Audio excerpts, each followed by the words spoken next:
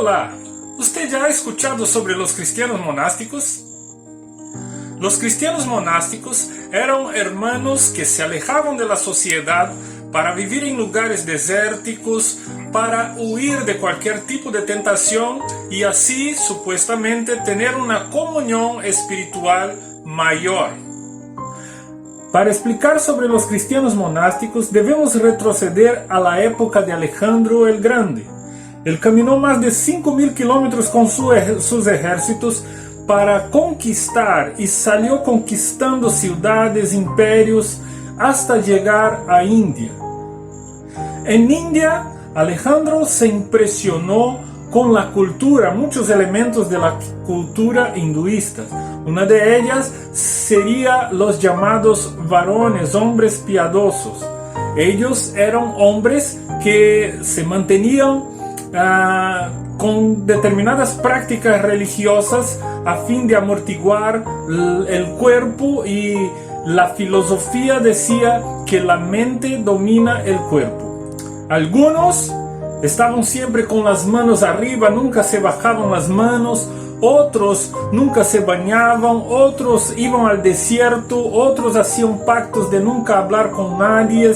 Y hasta el día de hoy en India se conoce estos tipos de personas, que algunos que se mutilan su cuerpo a fin de crecer espiritualmente, de dominar los deseos carnales. Esto impresionó mucho a Alejandro el Grande. Esta filosofía fue divulgada grandemente por las provincias del imperio griego y posteriormente al imperio romano. Platón llega a escribir que el hombre debe dominar a su cuerpo. Este también era un pensamiento muy popular entre los filósofos estoicos. Marco Aurelio, el emperador romano, también fue un filósofo estoico, y él también decía que tenía el poder de dominar a su cuerpo. Con la llegada del cristianismo, muchas personas en el imperio romano habían convertidose al evangelio, pero trajeron consigo muchos elementos de esta cultura que había sido ampliamente difundida mismo antes de la ascensión del imperio romano. Con estas personas, con este tipo de influencia filosófica adentro de la iglesia, no demoró mucho a surgir enseñanzas que eran contrarias a la palabra de Dios.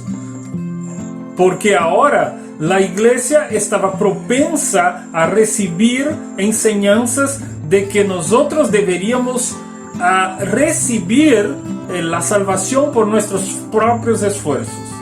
Muchos cristianos con influencias judaístas enseñaron esto en las iglesias, siendo reprendidos duramente por Pablo y por los demás apóstoles. Estas enseñanzas dio inicio al movimiento monástico. Augusto de Cesarea comienza a difundir este pensamiento entre los cristianos y comienza con el apartarse a una región remota donde hoy se conoce como Turquía, y estas personas piadosas cristianas iban a este lugar para apartarse del convivio social, para que de esta manera estuvieran libres del pecado y de todo tipo de tentación, teniendo así un acercamiento mayor espiritual. Pablo, cuando estuvo en la región de Galacia, exhorta a los cristianos en varias partes de su carta, y él dice de esta manera en Gálatas 1:6: Estoy maravillado de que tan pronto os hayáis alejados del que los llamó por la gracia de Cristo para seguir en un evangelio diferente. En Efesios capítulo 2 versículo 8 y 9, Pablo habla de esta manera: porque por gracia sois salvos por medio de la fe, y eso no de vosotros, pues es don de Dios, no por obras, para que nadie se gloríe. Aún en los tiempos de hoy, este pensamiento ermitaño es muy popular. Muchas personas prefieren estar alejados de su congregación, estar alejados de los demás hermanos, alegando que hay mucha contaminación, mucho pecado, y a veces prefieren estar solos. Pero la palabra de Dios nos confronta con este tipo de filosofía. Porque la salvación no se trata de algún tipo de sinergismo.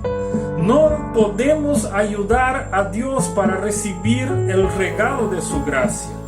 Por más que nosotros lo intentáramos, jamás lograríamos ser merecedores de la gracia de Dios. Ahora, vea lo que la palabra de Dios nos dice acerca del cristiano y su labor en la sociedad.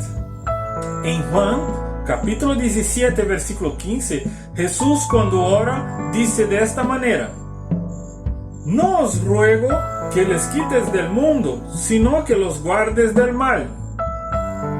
Él también nos dijo: id por todo el mundo y predicad el evangelio a toda criatura. Ahora, ¿cómo puedo ir por todo el mundo y testificar del evangelio estando aislado, separado de todos los demás?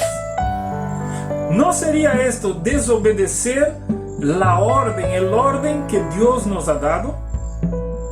¿No sería eso desobedecer al mandato de Dios para nosotros? Dios no quiere que estemos alejados de las personas. Dios no quiere que estemos formando sociedades aisladas para poder no contaminarse con el mundo. Nosotros estamos salvos por la gracia y por la fe, y la palabra nos dice que Él nos ha dado su Espíritu Santo, y el Espíritu Santo convence al hombre del pecado. Es llegado el tiempo en que los hermanos debemos unirnos para hacernos luz, para alumbrar un mundo que vive en oscuridad. Un mundo que se aferra a un pasado tal vez tenebroso, sombrío, de muchas decepciones, por parte tanto de la religiosidad como de las filosofías modernistas del mundo. Pero algo nunca ha cambiado. Una iglesia santa siempre ha existido. Hermanos comprometidos con la palabra de Dios siempre hay y siempre habrán hasta la venida de Cristo. Porque esto es don de Dios a través del Espíritu Santo. Si guardarmos la palabra de la paciencia, Él nos guardará en la hora de la tentación. Yo no necesito huir de la sociedad, yo necesito influenciar a la sociedad para que ella entienda que hay un Dios santo, que hay un Dios perdonador, amoroso, un Dios que reconcilia, un Dios que vino a traer una buena noticia para la humanidad. Pero también es un Dios que un día traerá juicio, y nosotros debemos alertar a tiempo y afuera de tiempo a esta sociedad en la cual nosotros estamos insertados. No seamos cristianos ermitaños, no seamos cristianos monásticos, seamos cristianos que vayamos a todo el mundo, a toda criatura, prediquemos la palabra de Dios a todas las personas, sea por medio de un video, sea por un testimonio, sea por una palabra de amor a una persona que está desesperada. Haga hoy un compromiso con Dios de ir por todo el mundo y hablar de este evangelio que cambia las vidas, que cambia las personas. Que Dios le bendiga. Hasta el próximo video.